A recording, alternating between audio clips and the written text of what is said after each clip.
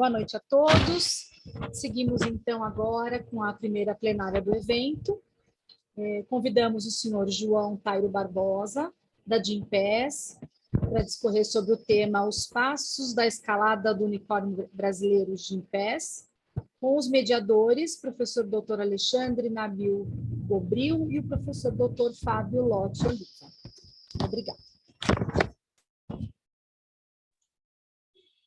Bom, boa noite a todos. Eu sou o professor Alexandre Nabil. É uma honra estar aqui, o convite do professor Fábio, professor Bartinho, professora Lília. Então, hoje temos um case muito importante, né, num case de empreendedorismo de sucesso aqui no Brasil. E o João Tairo, da Gympass, vai contar para nós aqui como que foi essa trajetória. Então, João, eu queria começar pelos desafios de startup, lá no começo da jornada, quando vocês criaram a empresa, como é que foi até vocês encontrarem o modelo de negócio, né? Pelo que eu entendi, vocês começaram buscando um modelo de negócio voltado mais para pessoas físicas e depois descobriram um outro caminho, que era o mercado de PJ, B2B.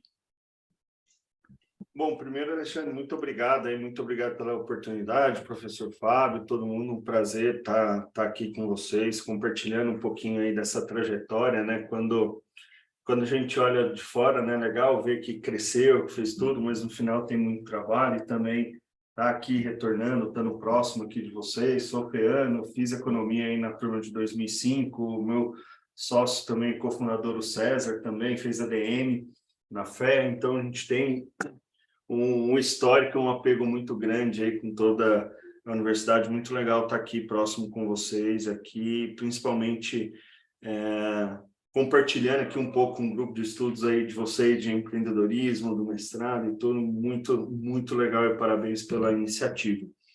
Bom, Alexandre, falando aqui um pouquinho do João, né, assim, que eu acho que entra um pouco de como nasceu, né, todo o histórico. Eu sou um pouco...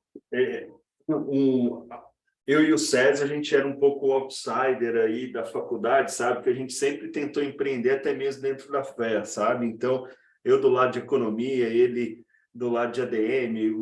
Eu conheci ele, na verdade, na empresa Júnior, então a gente trabalhou, fez muita coisa, a gente tentou fazer vários projetos na empresa Júnior, não consegui, ele queria dar o vale bandejão para todo mundo, aí tinha problema. Eu gostava muito de mercado financeiro.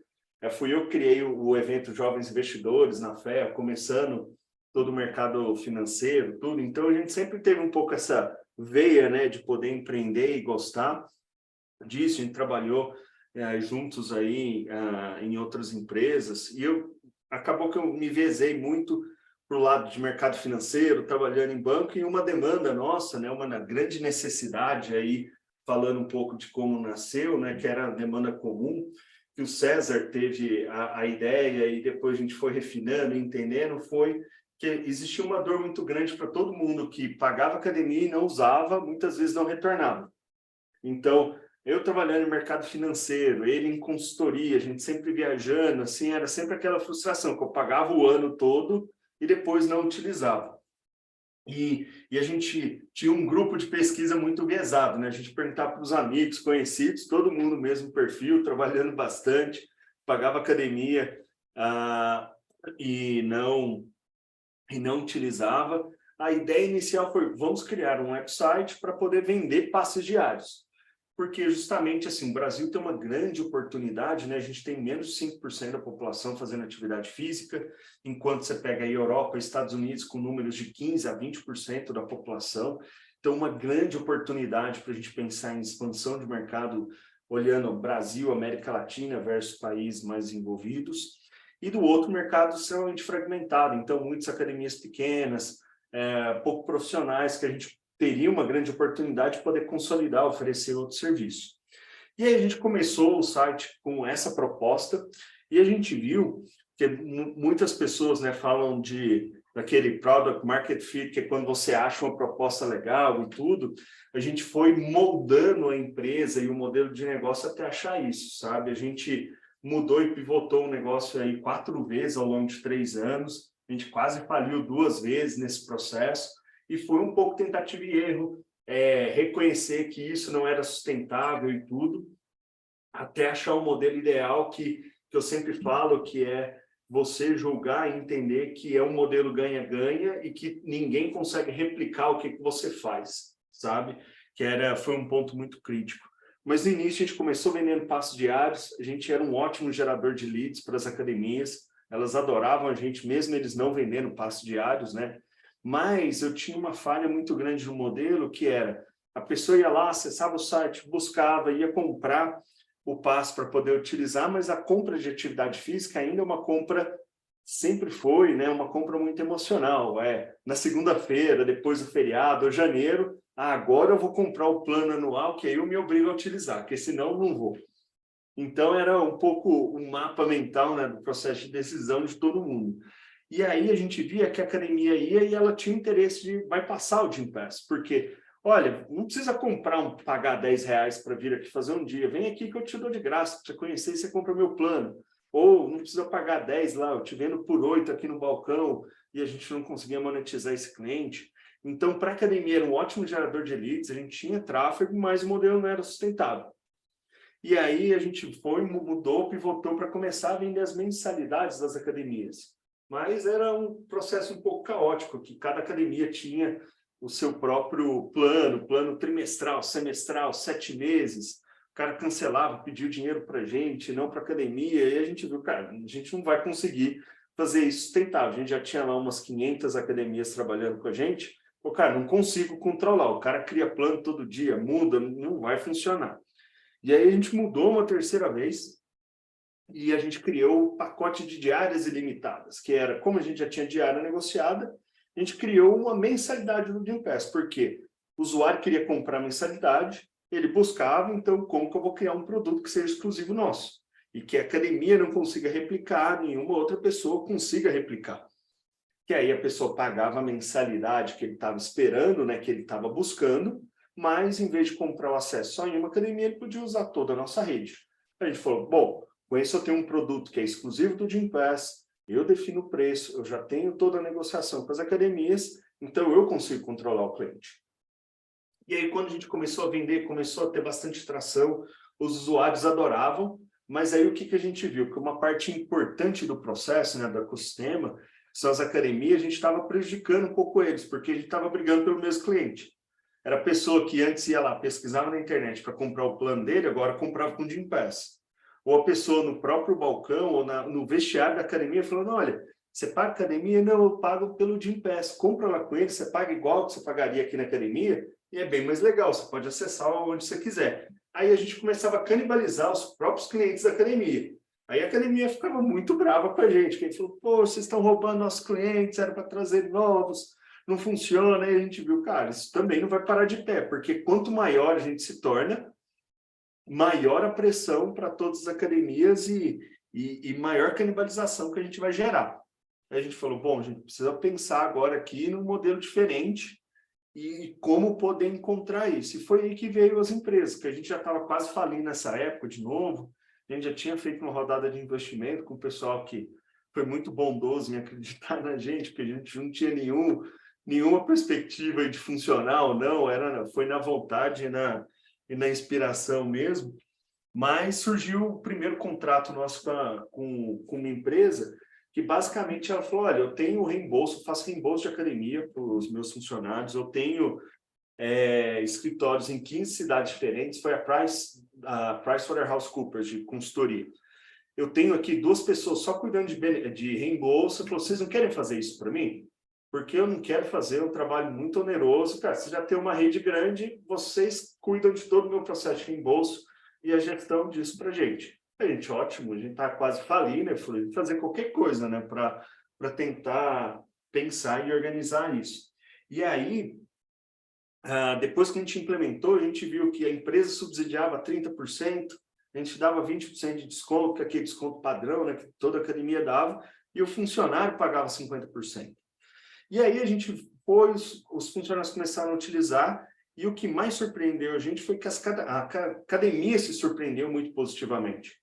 falou, nossa, que legal, a Price está subsidiando. Cara, a gente nunca teve tantos clientes, a gente já bateu muitas vezes lá, mas eles nunca davam dinheiro para a gente, porque falavam que era só uma academia, eles tinham um benefício centralizado, e está vindo muita gente nova. Nossa, me manda mais.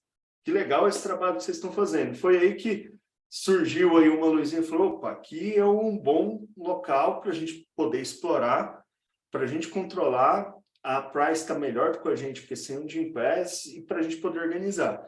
Mas nesse processo de descoberta e criação do produto corporativo, foram altos e baixos também. A gente quase faliu. A gente fechou o primeiro contrato nosso, que foi um contrato muito importante, que foi a Unilever, que foi um contrato que mudou a vida do Gympass. Ele quase faliu, mas ele abriu uma grande oportunidade para a gente, que eu morava em República, né, aqui próximo da faculdade, eu tinha um quarto vago, fui alugar o quarto, aí anunciei tudo, aí apareceu um garoto lá, falando, o que você faz? Eu falei, não, sou empreendedor, tenho empresa chamada Gympass, tudo. E ele, não, olha, eu sou trainee da Unilever, e o meu projeto de conclusão do trainee é construir um projeto, um programa de qualidade de vida para os funcionários da Unilever. Você está fazendo aí de academia, tudo acho que funciona. Vamos falar? Porque eu preciso implementar isso na Unilever nos próximos 2 meses. Você me ajuda? Acabou que ele não resolveu morar comigo, porque o meu apartamento era bem zoadinho assim no final, mas acabou que ele abriu o contato e a gente fechou com a Unilever. E foi um grande sucesso, tudo funcionou super bem. A gente errou na precificação, a gente perdia quase R$200 mil com o contrato, a gente quase faliu por causa disso. E um trade-off se cancelasse com a Unilever, qual a credibilidade nossa no final?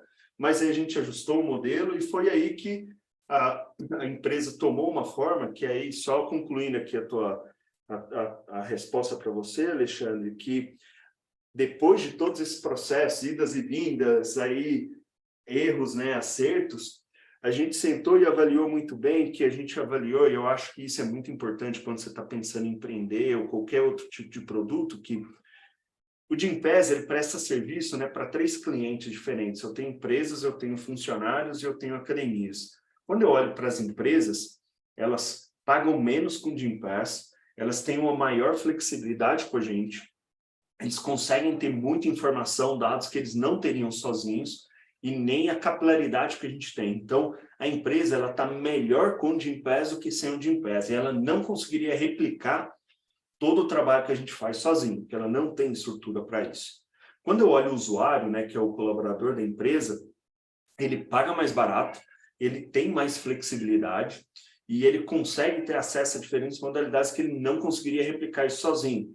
Se ele fosse tentar replicar o benefício, ele gastaria muito dinheiro. Então, ele está melhor com o Gympass do que sem o Gympass. E a academia, né, do outro lado, a terceira ponta desse ecossistema do Gympass, é que a academia, antes, ela não tinha acesso ao benefício, ao subsídio dessas empresas. A gente traz mais de 80% das pessoas que visitam as academias nunca fizeram atividade física. E outros 10% que a gente traz são alunos, ex-alunos, né, desses que cancelaram e agora voltaram, porque a gente tem um modelo muito flexível. E eles estão bem melhores com o Gympass do que sem o Gympass, e eles não conseguiriam replicar. E tem um Gympass aqui no meio, fazendo toda essa intermediação, sendo que todo mundo está melhor do que antes, depende do Gympass, não conseguem replicar, e a gente tem um modelo que é economicamente sustentável, que a gente consegue crescer, consegue ser uma empresa rentável ao longo disso. Aí quando a gente viu, eu falei, opa, agora a gente tem um modelo que para de pé e faz sentido a gente crescer e olhar. E aí foi quando a gente começou a olhar internacionalização, expansão, mas até então, até esses 3 anos e meio aqui de uma montanha russa, sabe? Subindo, felicidade, tristeza, a gente conseguiu achar um modelo que, cara, agora eu tenho um ganha-ganha para todo mundo depende do Gympass, eu agrego valor para todo mundo e isso se torna um negócio rentável. E aí que a gente chegou e tem um modelo até hoje, que a gente está trabalhando aí desde 2014 até hoje, expandindo um modelo que a gente demorou um pouquinho para chegar, mas conseguiu encontrar. Muito bom. Tem alguns pontos que você destacou, que é o fato de vocês, desde cedo, né, desde a jornada universitária, já terem esse espírito empreendedor, né? Educação empreendedora é uma coisa relativamente recente, eu acho que no mundo acadêmico, né, o estímulo ao empreendedorismo, à prática, né, que hoje está presente tanto nos cursos de graduação nas boas escolas, quanto nos mestrados profissionais, o mestrado aí da FEA, né, de mestrado em empreendedorismo, mestrado Mackenzie, que é desenvolvimento de negócios, então vários mestrados aí também apoiando, né, projetos de empreendedorismo.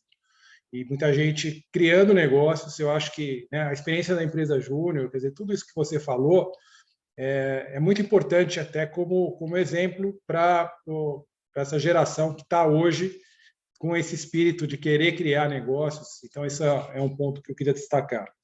Uma outra questão é a questão que leva um tempo para você ajustar, né, e estabilizar o modelo de negócio, né? Como você falou, vocês criaram a empresa em 2012 e até 2014 lá testando modelos diferentes, né, sobrevivendo a várias crises aí, na medida em que vocês percebiam que o encaixe, proposta de valor, segmento de cliente não estava tão azeitada, né? Até você achar, né, um modelo que atendesse o interesse de todos os stakeholders, né?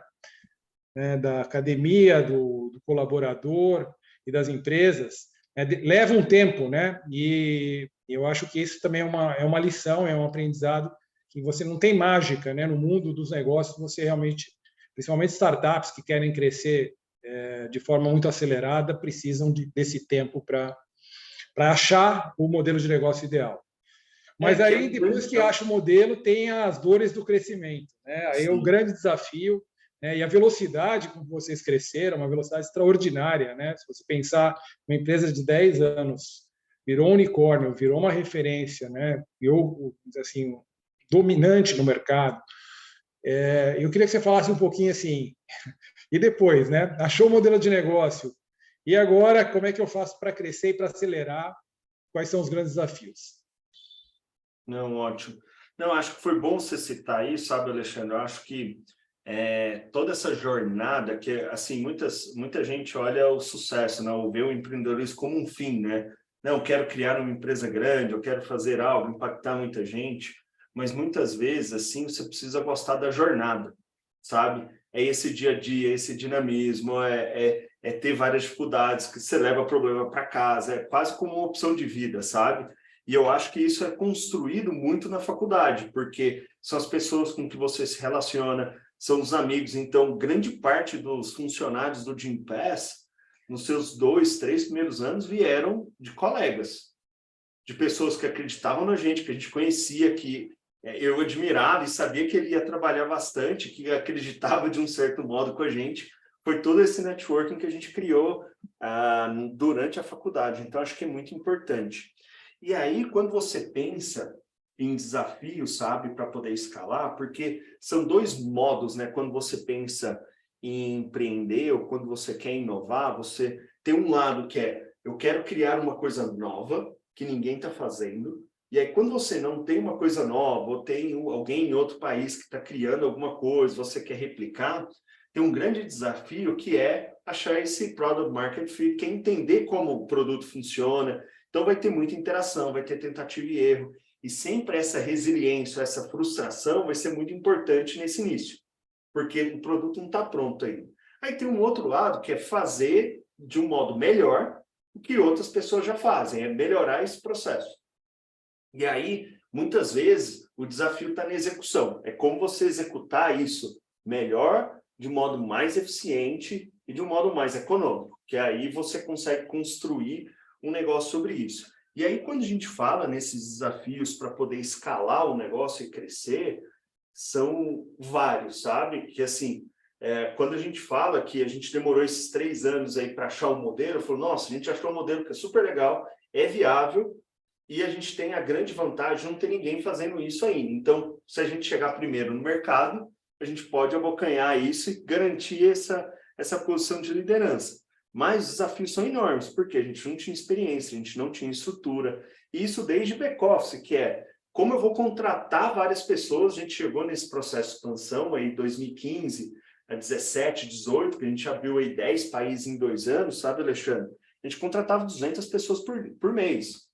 Como que a gente ia fazer o onboarding? dessas pessoas, como a gente ia treinar, como a gente iria avaliar elas, como a gente ia garantir a cultura, porque o João não conseguia recrutar, o César não conseguia recrutar. Então, eu tinha que treinar a pessoa para a pessoa contratar, e aí, para essa pessoa treinar outra para poder contratar e fazer, como a gente avalia a performance desse pessoal. Porque o grande desafio de escalar é como você cresce mantendo a sua performance, mantendo a sua eficiência. E, normalmente, quando você cresce rápido, você perde muito dessa eficiência, porque você entra no mode, vamos crescer, contratar e fazer, mas a eficiência disso é muito complicado. Então, assim, é como você define todos os processos, como você define a sua estrutura de avaliação de performance, de avaliação de cultura, e desde qual o critério para comprar um computador, sabe? Assim, precisa contratar um computador para 50 pessoas que estão começando semana que vem. Qual computador eu compro? É um Apple, um Mega Master que custa 20 mil reais ou é o laptop baratinho que a gente faz? O que eu posso gastar? A gente nunca tinha pensado nisso, em como formalizar. Ele fala, compra um computador e vamos trabalhar. Mas quando você se torna multinacional, são coisas que fazem muita diferença. Então, aqui, se eu fosse elencar, sabe, Alexandre, eu acho que, recrutamento, um grande desafio para recrutar as pessoas, para garantir a cultura, para treinar e como avaliar e medir performance desse pessoal. 2, como é a infraestrutura sua, seus processos internos, guideline de como tomar decisão, compras, organização, e o teu fluxo de informação interna tem que estar organizado quando você cresce muito rápido. E normalmente quando você começa a empresa, você tem 2 preocupações: vender e entregar o produto. E aí o entorno ali é cheio de puxadinho sempre, né? Coloca o estagiário ali para fazer, não automatiza tudo. Quando você é pequeno, funciona. Quando você escala, não pode mais. Então, você precisa gastar tempo fazendo isso. E muitas vezes é difícil. Porque você está ali na pressão de vender, de crescer. Principalmente quando você levanta dinheiro. Nossa, levantamos dinheiro, fizemos uma grande rodada. Agora eu preciso dobrar de tamanho em 6 meses. Mas dobrar de tamanho arrumando a casa é difícil, sabe? Então, é uma dor muito grande.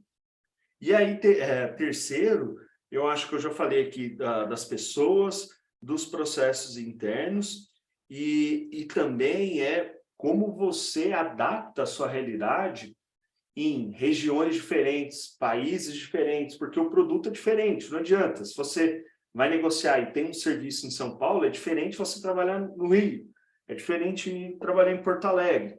Dentro do Brasil já existem diferenças muito significativas de como lidar com as pessoas, de como interagir, de costumes. Quando você vai para outros países, isso simplifica muito, sabe?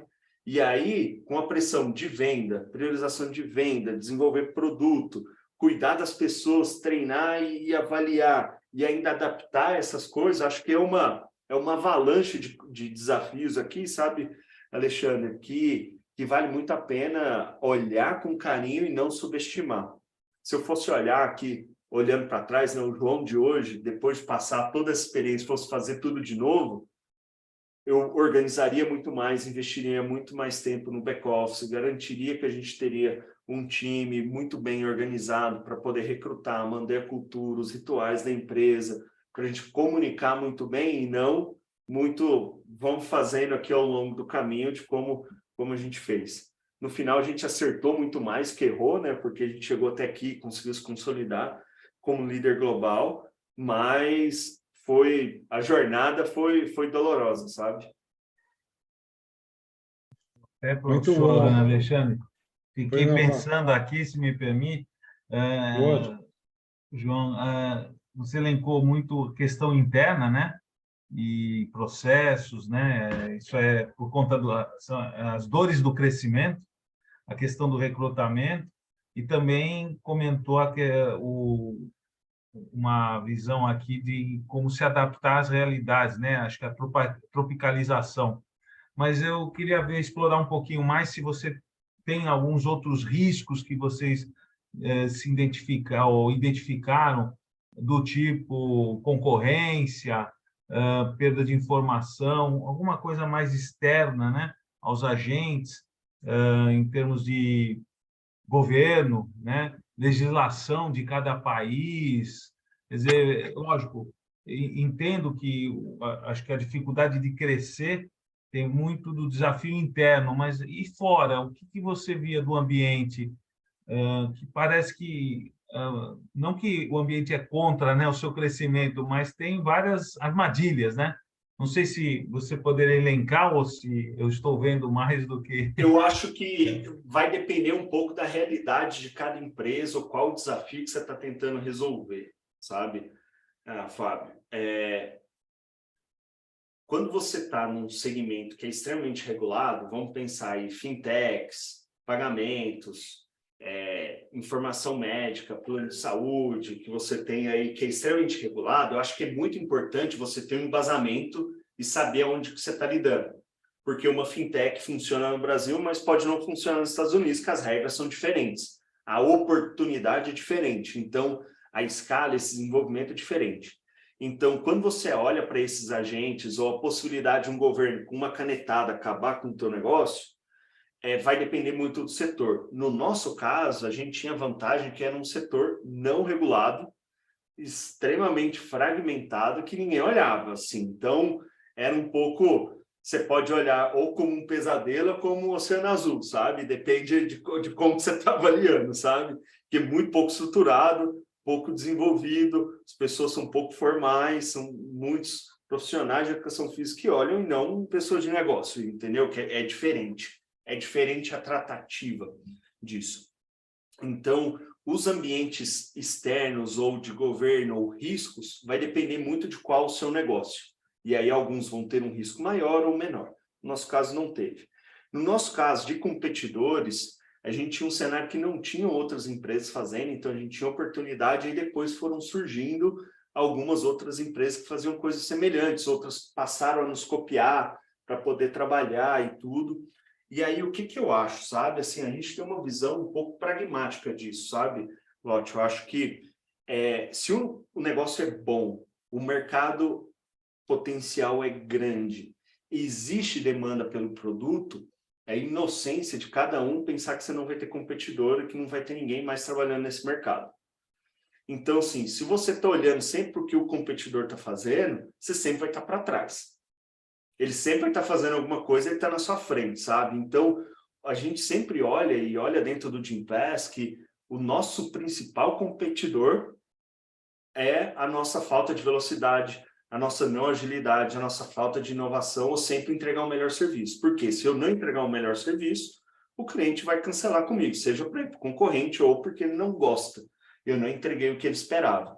Então, a gente sempre olha assim, que quais são as oportunidades, o que a gente pode fazer para satisfazer o cliente, como eu posso melhorar o produto, o que eu posso trazer de coisas novas, porque se eu executar rápido, se eu for ágil nisso, se eu entregar um serviço de melhor qualidade, com melhor preço, eu naturalmente vou ser líder. Então, assim, a gente sempre fazia essa reflexão, e aí isso veio um pouco lá de trás, que com essas nossas decisões de mudar o business, de pivotar, porque dói, sabe? É quase um filho seu que está ali trabalhando. Não, vamos largar que isso não funciona. Cara, é falar que você errou, entendeu? É o selo, assim, a gente errou. E gastou, tipo, 1 ano e milhões de reais fazendo isso. Dói muito. Mas se você não tiver esse desapego e pensar, cara, o que é bom ou não? Qual é o futuro? O que eu vou fazer? E você estiver pronto para você disrupt você mesmo, você sempre vai estar para trás, sabe? Então, eu acho que o competidor e você ganhar market share tem que ser um incentivo para você trabalhar melhor. Se você não trabalhar melhor, você sempre vai ficar para trás. Se você só focar em você e trabalhar melhor, o teu ganho de market share, a sua dominância vai ser uma consequência disso, sabe? Então, a cultura, ter as pessoas corretas trabalhando, a pensar em como priorizar as coisas, como utilizar os recursos, como pensar, eu acho que teve aquele boom, né, de startup crescendo e gastando dinheiro, cara, não dá para ser, não existe buraco negro, que startup só consome dinheiro, você tem que ser rentável, você tem que buscar eficiência, e é difícil, é um trade-off, quanto mais rápido você cresce, mais dinheiro você precisa para crescer e subsidiar esse crescimento. Se você crescer menos, você fica menos apetitoso, vamos dizer assim, para os investidores. Você está crescendo pouco, fala, não, mas estou crescendo sustentável. Então, qual é o balanço correto? não tem a resposta, sabe? O nosso caso, a gente cresceu muito rápido porque existia oportunidade de dominar o mercado do first mover, né, takes all, assim, porque não tinha ninguém fazendo. Uma vez a gente fecha a rede, já tem as primeiras empresas, é um ciclo virtuoso que acontece. Mas, em contrapartida, a gente sacrificou muita coisa. A gente gastou muito dinheiro, a gente precisou levantar muito dinheiro. Então, foi um caminho que, por opção nossa, a gente falou, a gente quer crescer rápido, a gente vai gastar muito, mas para ser grande rápido. A gente sacrificou rentabilidade, sacrificou margem. Agora a gente está num novo ciclo que é vamos garantir, arrumar toda a casa, vamos manter os mercados que a gente já está para garantir a sustentabilidade do negócio de longo prazo. Depois a gente volta a pensar em crescimento. Então são ondas, sabe, Fábio? Eu acho que não tem certo ou errado, tem o que você... Eu sempre brinco assim, né, fazendo mentoria para outras pessoas, assim, você tem que estar confortável. Quando você coloca a cabeça no travesseiro, que você está no caminho certo, sabe? Você pode querer ser dono de a cauda de uma baleia ou ser dono de um peixe inteiro, sabe? Depende do que você quer. Agora, não adianta você querer uma baleia e estar trabalhando aqui com um peixe, sabe? Assim, não, você tem que estar alinhado à tua expectativa de trabalho, de velocidade e de trade-offs que você vai ter, sabe? Obrigado. E só um comentário, vocês criaram um mercado, né? Vocês, por isso que todo mundo é feliz, né? Os agentes, o cliente, as empresas de envolvidas, né? As próprias, o pessoal que faz ginástica, as academias, né? Porque acho que vocês, além de criar valor, também motivaram o crescimento do mercado, né? Isso foi fantástico. Doutor Alexandre, Perfeito, não, perfeito. Não, e pegando tem o gancho... muita pergunta, viu? Meu Deus, acho que... Até que horas vai? Até as 9 hoje? Não, né? Nós temos... eu vou já tentar encaminhar já para a gente fechar, para abrir para as perguntas. Mas eu queria só comentar o que o Fábio falou, uma questão... A expansão internacional é sempre um desafio para qualquer empresa, né? Internacionalizar não é uma coisa mágica, né? Sempre também os desafios de adaptar a cultura, etc. Eu não sei se isso foi importante para você, João, mas você já tinha muitas empresas multinacionais. Eu não sei se essas empresas foram a âncora para vocês poderem começar a atuar em mercados onde elas estavam, né? Então, talvez seja um ponto. E eu aproveitar já, emendar um gancho aí para uma última questão, por causa do tempo, que é a questão da como é que vocês sobreviveram à pandemia, né? A pandemia afetou drasticamente muitos setores, né? Principalmente o que dependia de atuação presencial, né? E as academias, acho que perderam clientes nessa época. Então, como é que foi? Ótimo, vamos lá. Bom, Alexandre, aqui tem história bonita, né, que todo mundo gosta de escutar, que os clientes, as empresas internacionais te ajudam, você já tem uma base e tem a realidade, sabe? O mandorinha não faz verão, sabe? Aquele velho ditado assim. Então, eles sempre puxam? Sim. Eles sempre falam da oportunidade? Sim. Mas o processo de decisão é descentralizado, isso motivou a gente lá atrás, tá? A gente ficava muito empolgado. A Price vai ser... A gente tem vários clientes de muitos países, sim, é um diferencial competitivo, é uma grande alavanca. É isso que vai fazer o teu negócio sustentável? Não. O ponto é, você fecha 1, 2, 10 clientes internacionais que te ajudam a alavancar, mas a empresa não vai parar de pé só com esses 10. Então, tem todo o desafio de vir implementar isso. Então, no nosso caso, é uma balança muito sensível, sabe? Porque se eu não tiver academia, eu não tenho cliente. Se eu não tiver cliente, eu não tenho academia. Então, é um pouco... Você tem que ir enchendo e levantando aqui, equilibrando para poder ir crescendo, sabe? Então, é uma roda difícil de fazer girar, mas uma vez que ela gira, ela ganha tração, o negócio funciona muito bem. É difícil ter algum outro competidor e tudo. Então, o modelo de negócio do Gympass é um modelo muito particular, porque ele demanda muito investimento, ele demanda tempo para ele maturar e ele começar a funcionar bem. Então, para um país começar a funcionar bem, eu preciso aí de 5 anos, 6 anos de operação, que é fechando rede de academias, fechando empresas, oferecendo mais serviços, tendo as referências, expandindo em outras regiões. Mas depois você pegou tração e você já tem isso funcionando, aí é muito difícil qualquer outro entrar, porque as pessoas já te conhecem, as referências, as pessoas já mudaram de empresa, querem continuar fazendo. Aí vira um círculo virtuoso que você cresce muito mais do que crescia antes. Mas é porque você conseguiu sustentar e manter esse investimento durante esse longo prazo. Então, esse é um ponto importante, que funciona, ajuda, mas você tem que ser cético e colocar no papel, ponderar bem a decisão, que não é só isso que vai garantir o sucesso, sabe? Que parece só tentador, sabe? Quando você está crescendo, você acredita muito no produto.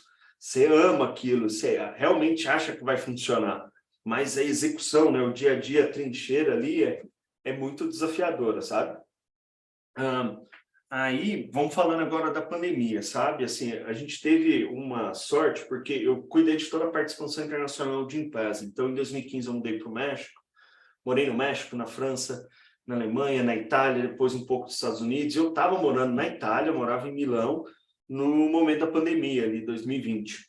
Então, eu vi tudo acontecer, todas as primeiras cidades a fecharem, a criação da região vermelha, amarela, tudo fechando, restringindo tudo, eu estando em casa, e você podia correr pelado na rua, que não tinha ninguém, literalmente, sabe? Aquilo foi um negócio que foi muito impactante para mim. E aí, a primeira vez, e o primeiro governo, né, a fechar as fronteiras, todos foram, foi a Itália. E aí, eu lembro até hoje, eu estava em casa, tenho 2 filhos pequenos, né? Eles estavam com 1 ano e 2 anos e meio na época, que são bem novinhos. Era um sábado à noite, o presidente italiano decretou que eles iam fechar o país, fechar todas as fronteiras. Isso sábado, 10 da noite, por aí. No dia seguinte, então no domingo, às meio-dia, iria fechar todas as fronteiras, ninguém saía de casa, ninguém saía de cidade. Parecia aquelas cenas de filme, sabe, Alexandre? Assim, todo mundo correndo nas cidades, os trens lotados, tudo, colocando as coisas em cima do carro, todo mundo correndo. Parecia cena de filme, assim, coisa absurda. E isso foi uns 2 meses antes da gente fechar, ter os lockdowns aqui mais severos aqui no Brasil, nos Estados Unidos, são os nossos principais mercados. Então, a gente conseguiu antecipar muita coisa, se antecipar um pouco para segurar e pensar como funcionar. E durante a pandemia, como as academias fecharam, a gente literalmente dividiu a empresa em 2 grupos, sabe? Era o comitê de ataque e o comitê de defesa. Não tinha mais equipe de vendas, marketing, não. Ou você estava de um lado ou do outro, sabe? Quase como a eleição hoje em dia no Brasil, sabe? Ou é de um lado ou do outro. Você não pode ser meio termo. E aí, o que a gente tinha era um grupo olhando todas as oportunidades, como a gente economiza, como a gente unifica funções, aonde a gente corta custo, como a gente rentabiliza um negócio, e o outro, aonde a gente acha oportunidades aqui, como a gente vai continuar crescendo na pandemia, como a gente ajuda as academias a terem renda, como a gente ajuda os professores, personal trainer, como eu vou ajudar as empresas a gerir e a motivar os funcionários que estão em casa sem saber como trabalhar. Então, um time só olhando para oportunidades e um time só olhando em contenção de custos, receitas, para poder enxugar e fazer. Foi um período muito difícil, sabe, Alexandre? Assim, a gente teve que deixar muita gente embora, deixar não, né? Assim, reduzir quadro de pessoas, e doeu muito, assim, foi das piores semanas, assim, foi muito complicado, pessoas muito boas que a gente teve que deixar aí, mas no final, assim, a gente se reinventou de uma empresa que era 100% offline, vendendo acesso para academia. Em 2 meses a gente já tinha o maior marketplace de apps de bem-estar e tudo, com mais de 200 apps no mundo inteiro em 2 meses. A gente mudou toda a empresa para ser 100% digital em 1 mês e meio, por aí. Então a gente criou personal trainer online, aulas online, então a gente criou todas as ferramentas para as academias darem aula online, então ela continuava recebendo uma pessoa lá em Curitiba que assistia a aula de uma academia no interior em Campinas, aí a academia estava recebendo por isso, e isso conectado com todos os países que a gente estava operando. Então a gente conseguiu ajudar muitos profissionais, muitas academias, muitas empresas, desde psicólogos, saúde mental, meditação, atividade física, mudança de hábitos, uma série de serviços para poder auxiliar todos os nossos parceiros a passarem por esse momento. Então, foi um período muito desafiador, mas no final a gente saiu muito mais fortalecido, que agora eu acho que o awareness das empresas, que hoje existe uma consciência muito maior de que a empresa é protagonista nesse processo, protagonista em promover o bem-estar do colaborador, pessoas mais saudáveis. A gente não precisa justificar isso, mas é o grande desafio agora de como contabilizar e garantir que a gente está demonstrando um retorno de investimento, a análise de números, como correlacionar isso com o plano de saúde para reduzir sinistralidade e também pensando em todas as outras verticais. Então, o Gympass, antes da pandemia, era uma empresa só de acesso à academia, hoje ele é uma empresa multidisciplinar com vários serviços relacionados a bem-estar, com o Gympass, com o Els, que é voltado só para saúde mental, com mais de 100 apps de serviço de meditação, nutrição, saúde financeira, tudo isso, e com um potencial de mercado e awareness, com essa responsabilidade, esse protagonismo aí das empresas muito maior. Então, foi um período difícil, desafiador, mas no final a gente saiu aí muito fortalecido, com um produto melhor e com todo mundo ajudando muito aí todo o ecossistema. João, muito obrigado. A gente está com o tempo agora, uns 15 minutos para as perguntas, né, que vieram da audiência. Só queria registrar aqui o agradecimento também ao professor Alberto Medeiros, que me fez o convite aqui para participar, juntamente com o professor Fábio. Outro modelo de negócio, né? Quer dizer, outra renovação do modelo de negócio, outra onda de inovação em mercados adjacentes, né? Que eu diria, não é só...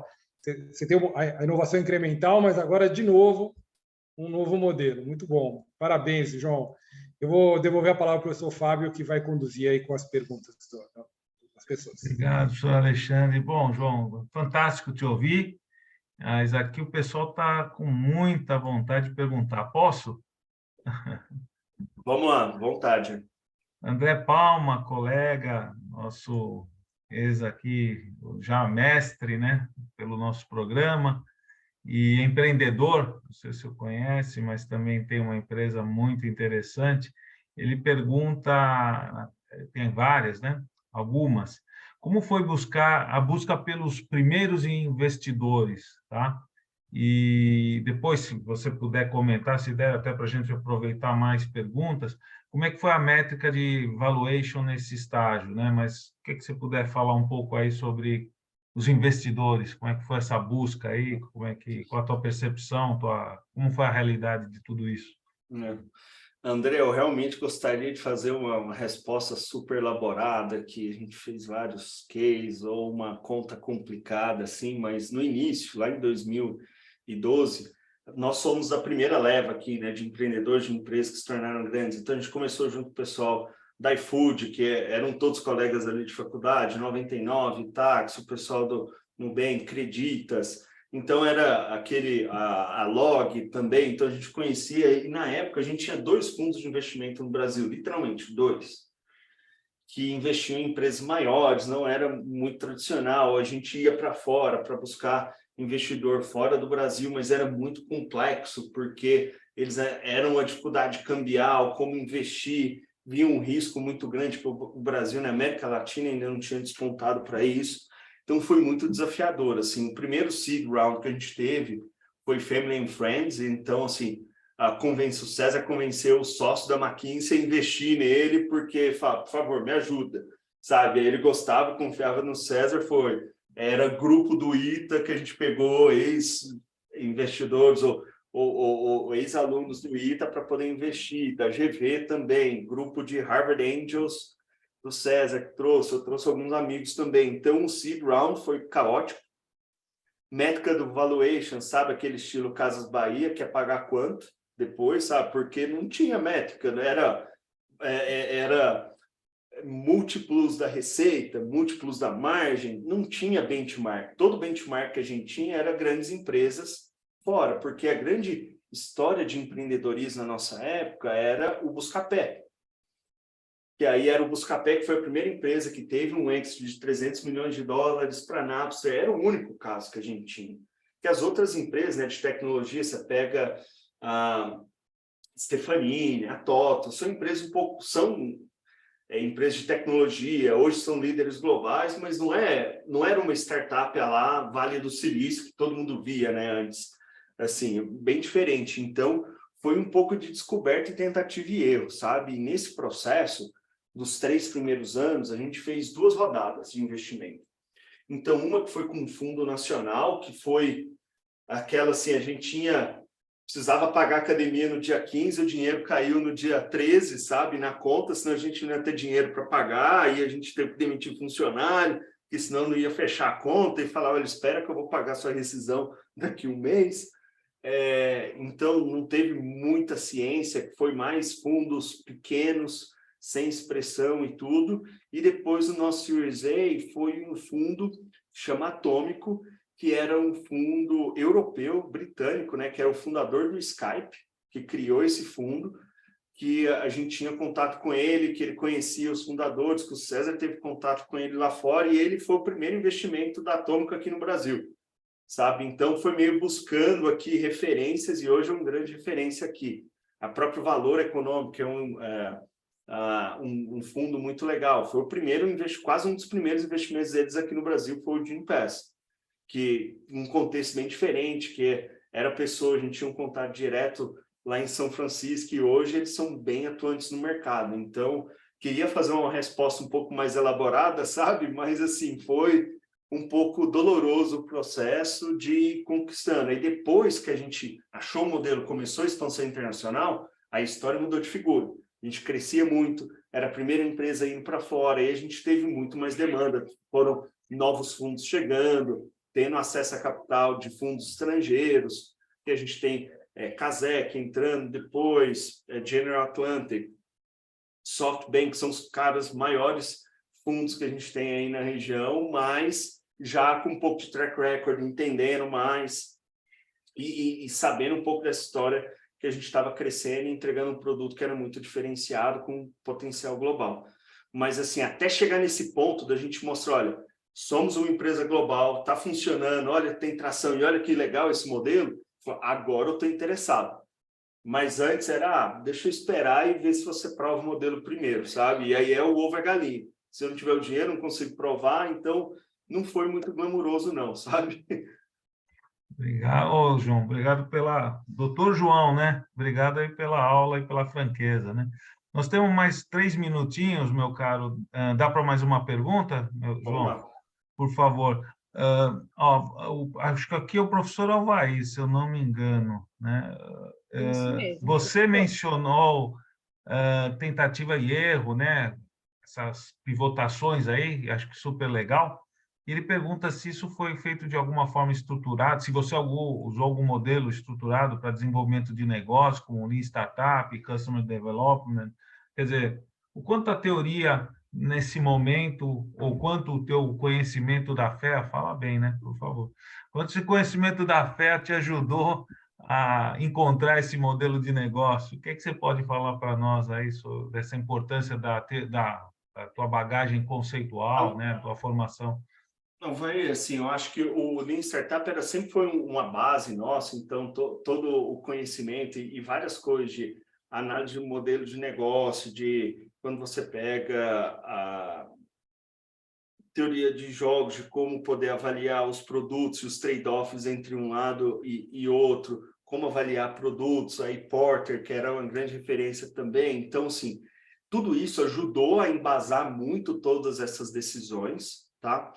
E aí, o que eu acho que era o grande gap, assim? E aí eu acho que a faculdade te dá uma base teórica muito legal, e hoje o que eu vejo que era essa parte prática, ou até mesmo citar, né? Ter esses conteúdos, ter isso na faculdade, você ter histórias para contar e entender como é a prática e a execução, faltou muito, a gente foi na tentativa e erro, porque a gente não teve essa bagagem na faculdade. Hoje em dia, quando eu vejo toda essa atualização e vendo curso de mestrado, isso na graduação, todo esse ambiente, as pessoas querendo já empreender desde a faculdade, cara, para mim é um mundo, eu fico super feliz, eu acho que é o ambiente certo para isso, tá? Então, acho que a teoria, sim, é muito importante, te ajuda muito, principalmente para você poder organizar suas ideias. Porque assim, quando você está empreendendo, cara, é muita coisa. Tem oportunidade ali, vamos fazer, isso soa legal, vamos organizar ou não. Mas aquele momento que, não, deixa eu sentar e organizar. Qual o framework que a gente vai utilizar? O que você tem na literatura aqui que a gente pode olhar? Qual a referência? O que você pode fazer para balizar essas decisões? E aí você conseguir aliar essa teoria com a prática, que são conceitos. Quais são os desafios da startup? Esse tipo de conversa, interação, né, que não são só flores, né? Quando você pega esses 10 anos, ajuda bastante, que foi algo que faltou para a gente, mas eu vejo uma grande evolução aqui do negócio. Então, ajudou bastante.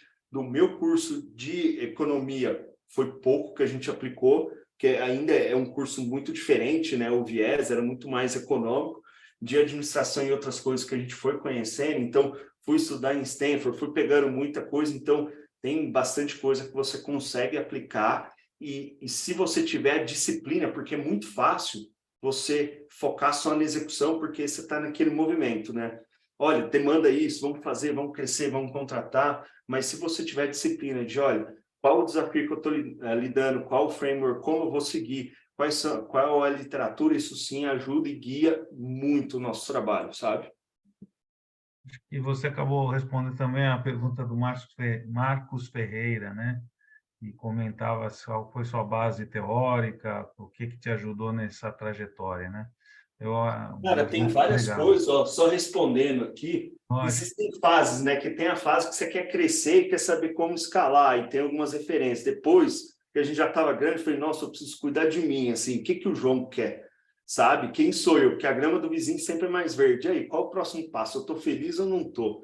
Então, assim, são fases, né, do empreendedor que é legal. Ó, falando aqui um pouco de livros, cara, tem um Scaling Up Excellence, que esse aqui é muito legal, que é de um professor que eu tive lá em Stanford, que aqui, basicamente, assim, você tem que escolher se você quer a metodologia de ser católico ou budista. Católico é quando você tem um framework muito claro, o produto é igual, todo mundo, você tem a missa todo domingo, na mesma hora, tudo organizado, então você segue uma metodologia. O outro é o modelo budista, olha, eu tenho um produto, você escolhe como você quer expandir, você dá autonomia para os mercados para poder fazer. Então, isso ajudou muito a gente a balizar um pouco. Porque no início a gente foi budista e depois não vai funcionar, virou católico muito pragmático, esse é o produto, essas são as regras, a gente adaptou. Então, isso aqui ajuda muito quando você está pensando em quais os modelos aqui e alinhar a expectativa, é legal. Depois tem um outro que mudou muito aqui, que é o Radical Candor, que é como tomada de decisão, como organizar, porque depois a empresa fica muito complexa, então a gente usa esses frameworks de tomada de decisão, de quem é consultado nas decisões, como organizar. Então, isso ajuda quando você tem problemas complexos, e hoje toda a hierarquia da empresa, todos os processos são regidos com isso, então nos ajudou muito. E aí depois, pessoal, esse livro aqui, Essencialismo, é muito legal, que é, cara, como a busca aqui do João, sabe? Assim, cara, o que eu quero? Quais são as minhas expectativas? Aonde eu quero chegar? Eu já cheguei onde eu queria ou não? Qual o meu próximo passo? Então, isso ajudou bastante. Tem mais aqui, né? Tem um monte de coisa, mas esses seriam... Olha, dependendo de qual estágio você está meio frustrado, é o essencialista. Quer saber como crescer? É o Scaling Up Excellence aqui. E, cara, tá foda. A gente tá batendo cabeça. A gente não sabe como organizar as coisas aqui. Eu tô com dificuldade. Radical Candor já resolve 90% dos problemas. João, obrigado, João. Bom, eu não... desculpa. Foi excelente. Eu não sei se vocês me permitem, eu faço aqui o encerramento. Quer falar alguma coisa, professor Alexandre, professor Martinho? Ou se não, obrigado. Daniela... Só tem que agradecer o João. Excelente. Uma super aula para todos nós aqui. João, obrigado, João. Bom, quer falar, professor Martinho, por favor? Não, eu estou só também agradecendo ao João aqui. Eu deixei vocês conduzirem aqui. Muito orgulho de ter uma pessoa como você que estudou aqui com a gente, né? E está hoje nesse nível aí. E é muito bom esse exemplo seu para os nossos alunos também que estão participando aqui do Emprade. Eu acho que isso é excelente. Mas acho que é isso daí, Fábio. Vocês podem encerrar. Bom, João, doutor João, obrigado por toda a aula, pelo teu desprendimento, pela tua verdade, por esse doar, né? Acho que na posição que você se encontra, depois de tanto trabalho e ter escalado, né? Tornando-se um unicórnio brasileiro, é muito legal saber o carinho que você ainda tem, né? Que você tem, sempre teve e ainda tem, né? Pela fé. E é como o professor Martinho colocou, né? Você você pode, é um exemplo, né, para nós aqui, e é referência, e acredite mesmo, né, a universidade está cada vez mais se aproximando da sociedade, né, nunca esteve distante, né, mas eu acho que agora entrega coisas mais concretas, e o mundo mudou, né, eu acho que esse pragmatismo É da uma evolução, produção... né, Fábio? Eu acho que faz parte de tudo. Então, antes de ter essa demanda, e assim, na minha época, o sucesso de todo estudante era ser trainee da Unilever ou da Ambev ou trabalhar em consultoria. Esse era o Arthur sucesso. Andersen, na minha época. Arthur Andersen, fala. Então, na minha época, era você assim, estou trabalhando no banco lá, no Credit Suisse, ou você trainee da Unilever, da Ambev, ou vou trabalhar no top 3 em consultoria. Esse era o objetivo, né? Que esse era o sucesso para todo mundo. Hoje não, eu quero empreender. Então, são necessidades diferentes, né? Assim, e eu acho que a faculdade vem nessa evolução, essa abertura, e até mesmo o acesso, né? Quando para a gente poder estar aqui compartilhando com vocês, fazendo é muito, muito legal. Conta comigo, feliz de compartilhar e ajudar, porque se eu tivesse um João 10 anos atrás, teria me ajudado muito, sabe? Eu teria entendido várias coisas, tendo priorizado outras coisas, e eu não tinha isso, a gente não tinha acesso. Então, hoje, o que a gente puder contribuir e estar próximo, né, e acessível para todos, cara, é um grande recompensa aí para que a gente, no final, assim, a gente só tem que agradecer, assim, a faculdade, a fé, gerou tudo isso, sabe? Se não fosse a fé, eu não teria conhecido as pessoas, conheci, não teria tido a oportunidade que eu tive, não estaria aqui em São Paulo, que eu sou mineiro, então todas as conexões e tudo, então acho que é esse ciclo virtuoso aqui que hoje se questiona muito, né? Precisa fazer faculdade, as profissões mudaram muito, né? Então, para que lado, né? Você quase que é referência, quero virar um youtuber, mas e aí? O que você vai fazer, sabe? Mas não, todo embasamento tem toda uma razão para isso, para você estudar, entender o contexto e você participar desse ecossistema quando você vê que é faculdade, professores, alunos, o networking que você cria, tudo, cara, é essencial para os próximos passos, sabe? Você não consegue criar nada sozinho no final. Obrigado. Eu deixo aí, então, essas as suas palavras, as minhas, de felicidade, alegria, parabéns. Espero encontrá-lo em breve para a gente aproveitar mais da sua experiência e dar uma boa noite a todos e pedir que todos se encaminhem para as sessões, né, cara Daniela? É isso? Isso mesmo, Obrigado. professor. Convidamos a Até todos para mais, um abraço, participarem pessoal. das apresentações dos trabalhos do IMPRAD. Os links estão disponíveis na programação. Obrigada, boa noite. Muito bom, até mais. Obrigado, caríssimo. Obrigado. Sucesso a todos. Felicidades. Obrigado. Bom vê-lo. Obrigado, professor Alexandre. Professor Martinho. João. Obrigado de novo.